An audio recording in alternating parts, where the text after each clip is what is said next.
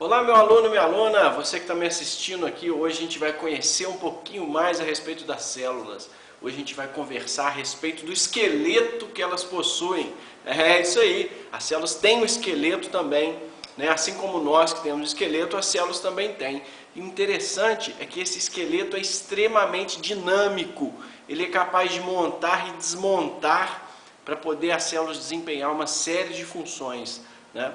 Então hoje a gente vai conhecer um pouquinho mais a respeito disso. No caso, as células têm o seu esqueleto conhecido como citoesqueleto, tá? Corresponde a uma rede tridimensional de proteínas filamentosas, ok?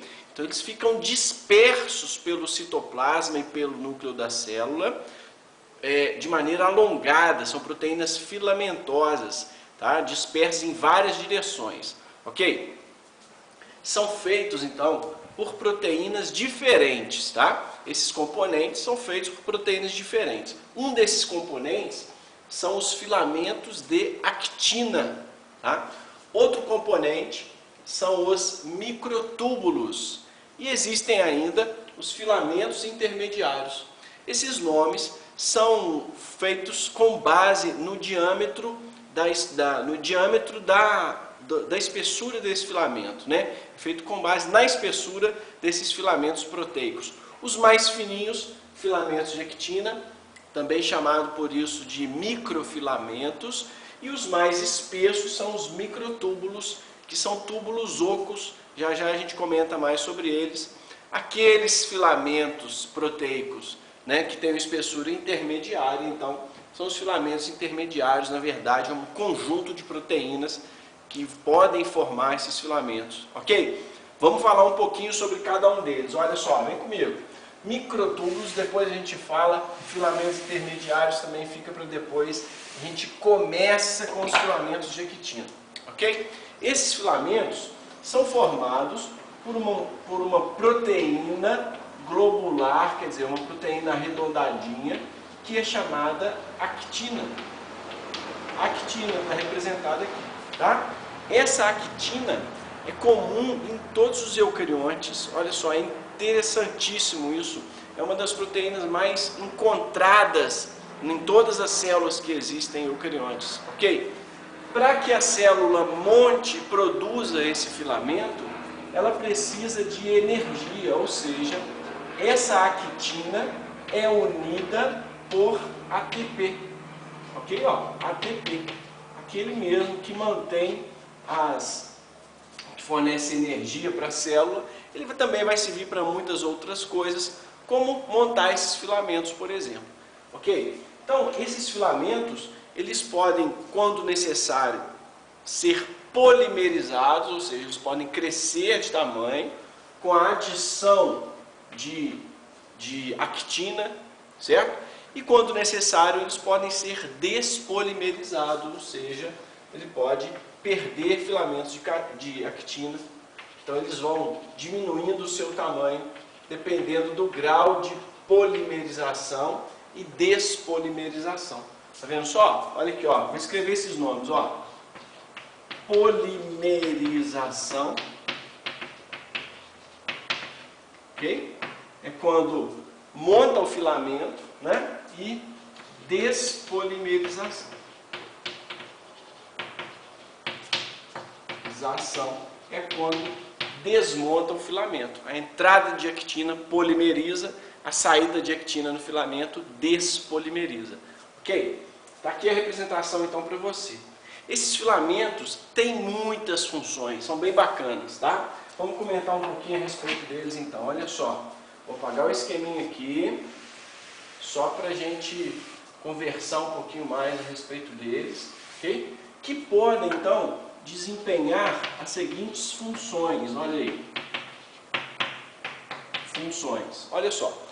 Eles são encontrados logo abaixo da membrana plasmática. Olha aqui, abaixo da membrana plasmática existe um córtex, tá? Uma rede de filamentos de actina, chamado de córtex celular. Por toda a membrana é encontrado, ok? Então essa é uma das funções. promovem a formação de um córtex celular. Tá? Isso sustenta a membrana plasmática e acaba dando formato à célula. Então, algumas células são arredondadas, outras células são estreladas, outras células são cúbicas, outras células são cilíndricas, né? Que os núcleos representados. Enfim, esse formato variado que as células apresentam é em parte devido ao seu esqueleto e mais especificamente devido a esse córtex de actina que existe logo abaixo na membrana plasmática, tá? Essa é uma das funções que ele apresenta. Uma outra função que ele apresenta seria estar associado com uma outra proteína chamada miosina. Então ele vai formar um complexo chamado de actina-miosina, tá? Que apresenta a capacidade, em conjunto, eles deslizam uns sobre os outros. Tá? E esse deslizamento de actina e miosina acaba por permitir muitas funções para a célula. Por exemplo, olha só, numa célula que está em divisão celular, a associação da actina com a miosina faz com que seja formado um anel contrátil, um anel que estrangula o citoplasma e vai promover a sua separação, o seu rompimento em duas células. Tá? Então, no final da divisão celular, depois da separação dos cromossomos, há um estrangulamento da membrana plasmática causado pelo deslizamento de filamentos de actina e miosina que formam essa estrutura chamada de anel contrátil. Tá? Ele puxa a membrana plasmática por dentro, que separa, né? A célula separa e forma duas, no caso. Certinho? Esses filamentos se organizam em formato de anel somente quando a célula está dividindo. Caso contrário, eles ficam dispersos pelo citoplasma. Olha só, tem actina, tá? Tem actina e miosina dispersos pelo citoplasma. Tá?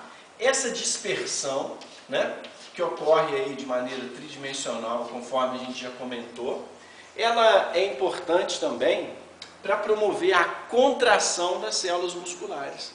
Então é isso mesmo, olha só, uma célula muscular contrai, uma célula muscular diminui o seu tamanho. Olha só, vou colocar uma aqui então, por exemplo, ó, uma célula estriada, ó. Essas estriações são justamente, ó, estrias. Essas estrias são justamente os filamentos de actina e miosina deslizando uns sobre os outros, ó, que vai promover o encurtamento das fibras. A célula encolhe porque desliza. Quando eles se soltam, ela relaxa. Em outro vídeo a gente vai comentar os mecanismos da contração muscular, tá? E aí, você acompanhando a gente em matérias de ensino superior, a gente fala muitos detalhes disso, inclusive medicamentos que atuam sobre isso, tá bom? Vamos lá. Continuando, olha aí. Aqui então tem uma célula muscular que tem o seu processo de contração baseado, né, relacionado com o deslizamento de actina e miosina, ok? Outra função que podem apresentar seria o deslocamento. Ó. Deslocamento celular. Ok? Então o que acontece? Há uma projeção da membrana plasmática, tá? A actina, ela vai crescendo, crescendo, crescendo e empurra a membrana plasmática. Então ocorre uma projeção, uma adesão e uma tração. Ó, de novo, protusão ou projeção, adesão, tração, tá? Isso promove um deslocamento da célula. A célula vai se movimentando. É o que acontece, por exemplo, com as amebas, né? É um protozoário. Isso acontece com as nossas células, os leucócitos, quando eles têm que chegar no local da infecção. Os macrófagos fazem isso, por exemplo. Ok? Deslocamento da célula. E esse mesmo momento em que ocorre a projeção da célula, pode acontecer também, se for uma célula que é capaz de fazer isso, os neutrófilos e os macrófagos, conforme a gente viu no vídeo, né, transporte através da membrana, né, por vesículas, pode acontecer o processo de